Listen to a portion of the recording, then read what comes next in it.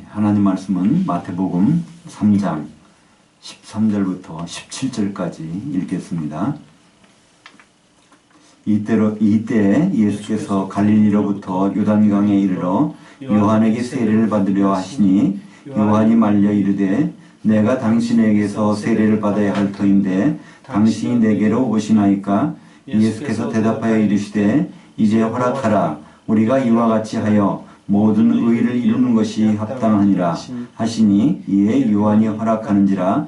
예수께서 세례를 받으시고 곧 물에서 올라오실새 하늘들이 열리고 하나님의 성령이 비둘기같이 내려 자기 위에 임하심을 보시더니 하늘들로부터 소리가 있어 말씀하시되 이는 내 사랑하는 아들이요 내 기뻐하는 자라 하시니라. 아멘.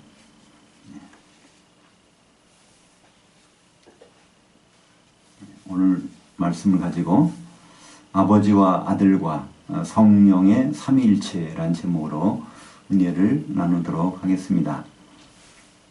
오늘은 삼위일체 주일입니다. 교회역으로 매년 성령 강림 주일, 다음 주일을 삼위일체 주일로 지키고 있습니다. 삼위일체란 삼위이신 하나님이 한 하나님이심을 가리킵니다. 성경에서는 삼위가 각각 다르게 나타나시지만 본질적으로는 한 분임을 분명히 말씀해주고 있습니다. 이 삼위일체 하나님을 이에 대한 신비한 것을 풀려고 하다가 또는 설명하려고 하다가 실수를 범하기도 합니다. 우리가 많이 알고 있는 하나님에 대한 지식 중에 양태론이라는 삼위일체를 그렇게 양태론으로 해석하는 경우가 있습니다.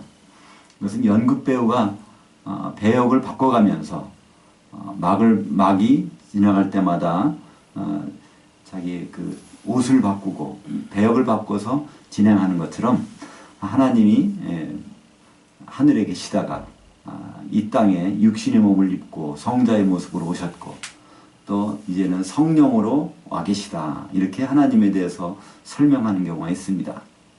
이것을 모양과 어떤 태도가 양태가 변했다. 그래서 이것을 신학적으로 양태론이라고 하는데 이것은 정확한 하나님에 대한 설명이 아닙니다. 오늘 우리가 읽은 본문에 보면 하나님은 1인 3역을 하시는 분이 아니라 바로 삼위가 따로따로 동시에 존재한다는 것을 말씀하고 있습니다. 본문의 마태복음 특별히 3장 16절과 17절에 보면 예수께서 세례를 받으시고 곧 물에서 올라오실새 하늘들이 열리고 하나님의 성령이 비둘기같이 내려 자기 위에 임하심을 보시더니 하늘들로부터 소리가 있어 말씀하시되 이는 내 사랑하는 아들이요 내 기뻐하는 자라 하시니라. 예수님이 요단강에 가서 이 세례를 받으시는데 바로 하나님의 성령이 그 위에 내려오십니다. 그리고 하늘에서 하나님 아버지의 음성이 들리고 있죠. 이 동시에 이 세 가지가 나타나는 것을 볼 수 있습니다. 그렇기 때문에 또 여기서 삼신론이라는 다른 이단적인 생각이 나오기도 합니다. 하나님은 아버지 하나님과 아들 하나님과 성령 하나님이 이렇게 따로따로 계신데 이들의 지위가 능력이 차이가 있다는 것입니다. 이것을 근거로 하는 것은요. 요한복음 14장 28절에 보면 우리 주보의 오른쪽에 옮겨놓은 것처럼 내가 갔다가 너희에게로 온다 하는 말을 너희가 들었나니 나를 사랑하더라면 내가 아버지께로 감을 기뻐하였으리라. 아버지는 나보다 크심이라. 예수님 십자가에 달리시기 한 몇 시간 전에 제자들에게 사도들에게 이 말씀을 하십니다. 아버지는 나보다 크다. 그러니까 하나님 아버지가 제일 높고 두 번째가 바로 예수님이시고 마지막이 성령. 그러니까 이 동일한 하나님이 아니라 이게 계급이 차이가 나는 능력이 차이가 나는 그런 하나님이시다. 그래서 삼신론이라는 그러니까 하나님은 하나님이신데 이것이 다른 하나님이다 이렇게 구분하는 것을 우리는 삼신론이라고 그러죠. 근데 이 삼신론도 성경적인 이론이 아닙니다. 이 삼위 성부, 성자, 성령 이 삼위 하나님은 모든 본질도 똑같고 지위도 똑같고 모든 일에서 하나인 분이시죠. 그러면 왜 성경에서는 요한복음 14장 28절에서 하나님 아버지가 나보다 크다고 하셨을까? 그것은 우리가 빌립보서 2장을 보면 그 이유를 알 수 있습니다. 빌립보서 2장 6절에 보면 그는 근본 하나님의 본체시나 하나님과 동등됨을 취할 것으로 여기지 아니하시고 이렇게 되어 있죠. 원래 예수님은요 하나님과 동등하신 분입니다. 근데 그렇게 동등하신 분으로 이 땅에 오시면 그분은 그분의 의를 이루실 수가 없죠. 그분이 죽어서 피를 흘리셔야 우리를 구원하시는 모든 계획들이 생각대로 이루어지는데 하나님의 능력을 그대로 가지고 오시면 고난 당하실 수도 없고 또 십자가에 달리셔도 죽을 수가 없습니다. 피를 흘릴 수가 없죠. 그래서 그분은 이 모든 능력을 본질을 다 하늘에다가 유보하고 내오셨기 때문에 그래서 그분은 이 세상에 3년 반 동안 공생의 사역을 하실 때 물론 육신으로 30년 계실 때 모든 부분을 포함해서 하나님 아버지보다는 훨씬 낮은 수준으로 오셨던 것은 사실입니다. 그러나 원래부터는 그는 그렇지 않으시죠. 창세기 1장 26절에 보면은 우리가 우리의 형상을 따라 우리의 모양대로 사람을 만들자 하는 계획을 발표하시는데요. 그때 우리 성부, 성자, 성령은요 동일한 수준에서 그 말씀을 하시는 것을 볼 수가 있습니다. 근데 그것을 하는 과정에서 주님은요 죽음을 맛보셔야 됩니다. 시편 8편 5절에 보니까 거기에서 죽음을 맛보시려고 바로 하나님보다 낮아지셨다. 잠깐 동안 낮아지셨다 하는 말씀을 성경에서 볼 수가 있습니다. 그러나 성경에서는요 시작부터 마칠 때까지 삼위일체 하나님에 대해서 우리에게 말씀하고 계십니다. 성경의 맨 처음 시작은 창세기 1장 1절이죠. 태초에 하나님이 천지를 창조하시니라. 이때 주어는요 하나님이고 동사는 창조하셨다입니다. 이 하나님을 나타내는 히브리 말 이 엘로힘 이 복수라는 것입니다. 하나님은 단수로 할 때는 엘 복수로 하면은 엘로힘이 되는데요. 주어는 엘로힘인데 이 창조하셨다는 빠라라는 이 동사는 단수형을 사용하고 있다는 것입니다. 만약에 양태론이 옳다고 하면 사람이 그때마다 배역을 달리한다. 그것이 양태론인데요. 제가 집에서는 아버지, 교회에서는 목사, 또 다른 데 가서는 또 다르게 학교에 가서는 또 뭐 교수라고 부르기도 합니다. 이렇게 한 사람이 모양이 달라서 되는 것이라면 주어도 거긴 L이라고 단수로 돼야 됐을 것입니다. 근데 주어는 복수가 되고 동사가 단수입니다.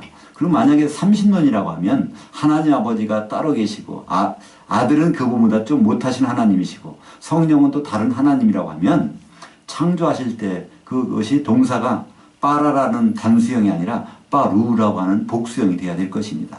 그러나 성경은 그렇게 기록되어 있지 않습니다. 주어는 엘로힘 복수인데 창조하신 그 과정에서는 단수 동사를 쓰고 있다는 것이죠. 삼위 하나님이 일체가 되셔서 창조하시는 것을 성경은 시작을 하고 있습니다. 바로 삼위일체라는 단어는 성경에 안 나오지만 성경의 1장 1절부터 삼위일체가 아니면 도저히 이해가 되지 않은 그런 말씀이 선포된 것입니다. 오늘 말씀에 보면 예수님이 이제 30세가 되어서 세례를 받으러 요단강으로 가십니다. 많은 사람들은 그러죠. 예수님이 12살까지는 성경에 약간의 기록이 있는데 12살부터 30세 될 때까지는 기록이 없다. 18년간 기록이 없다 그럽니다. 그래서 그동안에 예수님이 아마 인도에 가서 불경을 공부했을 것이다. 그래서 그렇게 나온 책도 있습니다. 예수는 석가의 제자였다. 이런 말도 합니다. 근데 그것은 율법을 모르고 사는 얘기입니다. 신명기 민수기 4장에 보면 이 제사의 일, 하나님의 일을 맡기 위해서는요 30세가 되어야 공직을 맡을 수가 있습니다. 제사장도 마찬가지고요. 성막이나 성전에서 일하는 모든 사람은 30세가 되어야 그 일을 감당할 수 있죠. 그래서 예수님은 그 전에도 할 수 있으시지만 율법을 다 이루려고 오신 분입니다. 그래서 율법대로 30세에 그 일을 시작하셨을 것입니다. 아마 이제 요단강에 세례를 받으러 가셨을 때가 아마 만 30대 되는 생일날이 아닐까 생각이 듭니다. 그때 거기서 30세가 되자마자, 왜냐하면 30세 전에 받으실 수는 없고요. 30세 지났을 필요도 없는 것이죠. 예수님은 그 일을 하시러 오셨기 때문에. 그래서 세례를 받으러 가니까 그 세례 요한이 그럽니다. 내가 당신한테 세례를 받아야 되는데 어떻게 이런 일이 있을 수 있습니까? 사실 세례 요한과 예수님은요, 친척간이니까 서로 원래는 인간적으로 아는 사이입니다. 근데 이 공적인 일로 놓고 하는 것이죠.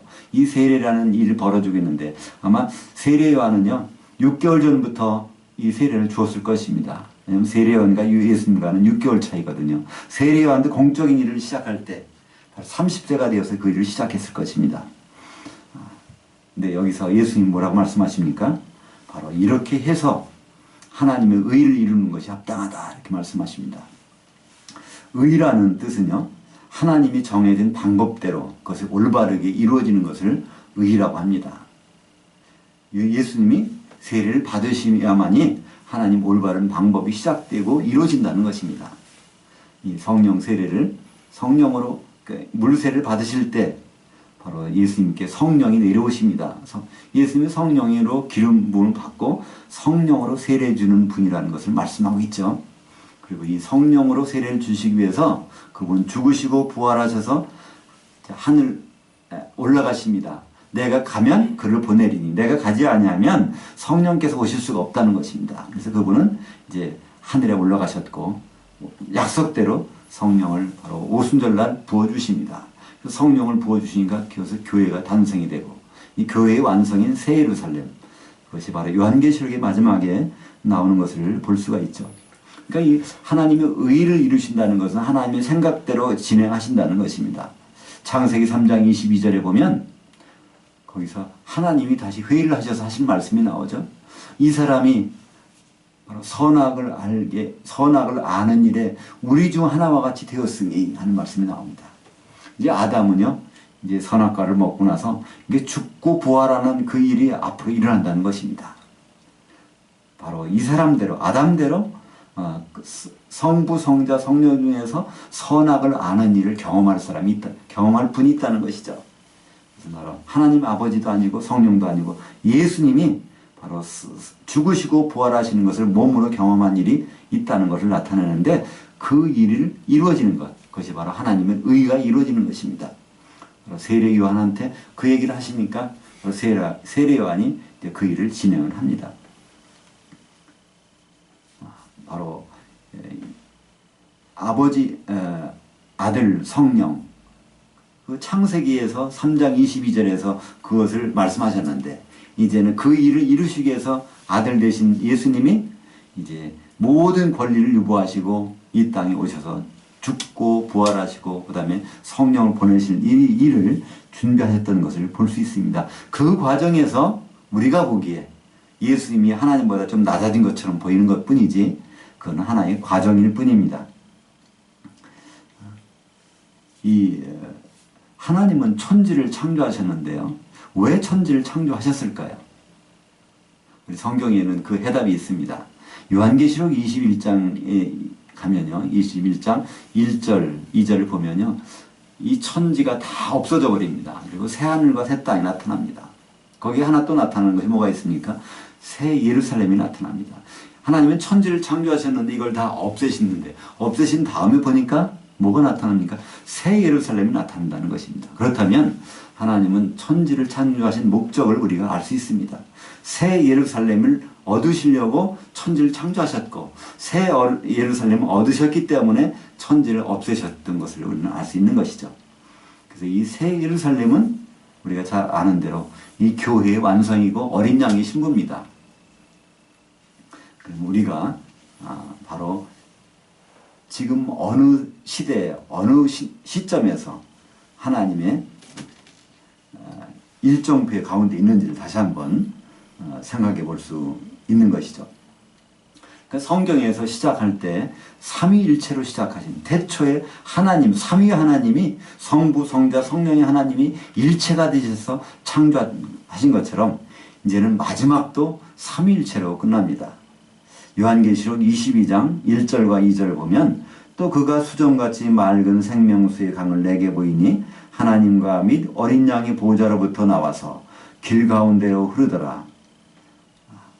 이 마지막에 22장은 물론 새하늘과 새 땅이 나타났을 때 새 예루살렘 안의 장면을 우리에게 보여주고 있습니다. 새 예루살렘 안에 들어갔더니 그곳에 보좌가 있는데 하나님 아버지와 어린 양의 보좌가 하나밖에 없습니다. 근데 요한계시록 7장 17절에 보면 그 보좌 한가운데 어린 양이 앉아 계시다는 거예요. 그러면 하나님 아버지도 그 보좌에 계시고 어린 양도 그 보좌 한가운데 계십니다. 그것은 일체가 되지 아니하면 그런 일이 있을 수가 없죠. 그리고 그 보좌에서부터 흘러나오는 그 생명수강이 있습니다. 이 생명수강이 뭘까요? 보좌에서 그 아버지와 아들이 하나가 된 자리에서 흐르고 있는 생명수. 요한복음 7장 38절과 39절에 보면 예수님이 그 생명수에 대해서 말씀하시죠. 믿는 자들에게는 바로 배에서 생수의 강이 흘러날 텐데 바로 이 생명수라는 것은 성령이다 이렇게 말씀하고 있습니다. 그때는 아직 성령이 계시지 않기 때문에 그 일이 있지 않았지만 성령이 오시면 그것이 믿는 자의 배에서 생수가 흘러난다는 것입니다. 왜 그럴까요? 새 예루살렘 속에 들어가면요 거기에 보좌에서 흐르는 생명수가 나옵니다. 그것을 우리는 계속해서 마시게 되는 거예요. 그럼 계속 마시면 이 뱃속에 뭐가 찹니까? 물에 빠진 사람이 물을 시큰 먹으면 그 뱃속에서 물이 흘러나오듯이요. 우리는 거기서 그 생명수가 흘러나오게 될 것입니다. 성령이 충만한 상태. 그러니까 새 예루살렘 안은요 간단합니다. 보좌가 있고 거기에 어린 양과 하나님이 보좌에 계시고 그 보좌로부터 끊임없이 생명수의 성령이 흘러나오시고 그 성령을 마시는 모든 성도들, 그것이 바로 삼위일체의 하나님을 속에 우리가 있는 모습을 보여주고 있습니다. 성경의 시작과 성경의 마지막은요 삼위일체로 시작하고 삼위일체로 마치는 것을 볼 수 있습니다. 우리가 중간 과정이 있기 때문에 우리는 삼위일체가 이해가 안 가는 것이죠. 삼위일체를 아무리 설명하려고 해도 제대로 설명할 수 있는 단어가 없습니다. 설명을 해도 분명한 것은 예수님은 이 땅에 오셨을 때 하나님은 아버지를 모시고 그분은 능력이 없으셨어요. 그죠? 30세 동안에 그분이 뭐 이적을 행하신 일이 없습니다. 성령을 받으셔야 비로소 그분은 능력을 행하셨습니다. 죽은 자도 살리시고 바다 위도 걸으시고 그렇게 어떻게 보면 하나님보다 한참 못하신 분 같이 보입니다. 그리고 이 베드로가 나중에 설교하는 장면을 봐도 그렇습니다. 사도행전 10장 38절에 보면 하나님이 나사렛 예수에게 성령과 능력을 기름 붓듯 하셨음에 그가 두루 다니시며 많은 일을 행하시고 마귀에게 눌린 자를 고쳐주셨다. 그러니까 이 나사렛 예수라는 분은 자기 실력으로 하신 것이 아니라 성령의 실력으로 모든 걸 하셨다는 것을 말로 하고 있습니다. 그것은 베드로가 목격한 장면입니다. 그 장면만 보면 여전히 예수님은요 하나님 아버지보다 못하신 것 같아요. 그죠? 또 성령님도 하나님 아버지보다는 못하시는 하나의 심부름같이 보입니다. 그러나 그것은 하나님의 그 모든 의를 이루는 과정 속에 있었다는 것이죠. 우리가 시작과 끝을 보면 삼위일체는 분명합니다. 여전히 우리가 인간의 모든 생각으로 그분을 설명하려고 하지만 그건 참 쉽지 않습니다. 그렇기 때문에 이단들이 활동하기 쉬운 것입니다. 이단들은요, 이 하나님을 하나 유일신이라고도 얘기를 하죠. 여호와의 증인 같은 경우는요, 그분은 여호와 하나님만이 하나님이라고 그러고 예수님은 인간 중에서 뛰어난 사람이라고 생각합니다. 또 다른 어떤 안식교 같은 데서는요, 성령을 인격체로 다루질 않습니다. 하나님의 가마력으로 다루죠. 근데 이 삼위일체 부분에서 어딘가는 다른 부분, 이단들은 다 거기에서 차이가 납니다. 그래서 이 삼위일체라는 것은요, 우리가 나중에 주님 만났을 때 확실히 알 수 있는 것이지만 이 삼위일체는 지금 이단에 빠지지 않게 하는 우리 표준이 되기도 합니다. 어떤 것이 이게 정말 진리일까 아닐까 우리는 생각하게 되는데, 그때마다 성부, 성자, 성령이 한 일체라는 것을, 그 기준을 가지면 어느 이단에서도요 우리는 안전하게 보호할 수가 있습니다. 이제 우리는 성령에 잠겨서 한 몸을 이루고 있고요. 예수님이 공중에 재림하실 때 그때 들림을 받을 것입니다. 그리고 마침내 새 예루살렘에 가서는요, 삼위일체 하나님이 이런 분이구나, 그걸 이해하게 될 것입니다.